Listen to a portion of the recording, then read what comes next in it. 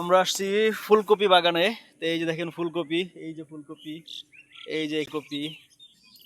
তো এখান থেকে আমাদেরকে এই যে খালা ফুলকপি দিবে, আমরা একটা কিনে নিব। এটা মনে হয় একটু বড় আছে, এই যে এটা, এই যে গাছটা ওঠাও। বিসমিল্লাহ।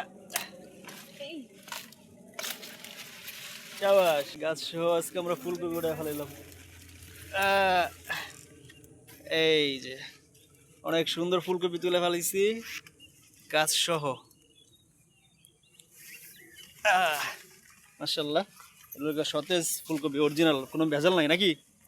এর মধ্যে কোনো ভেজাল নাই, ফরমালিন মুক্ত ফুলকপি তুলে ফেলাইছি। এখন কি করতে হবে? এটা কেটে ফেলাই দেবো নিচের অংশটা, না?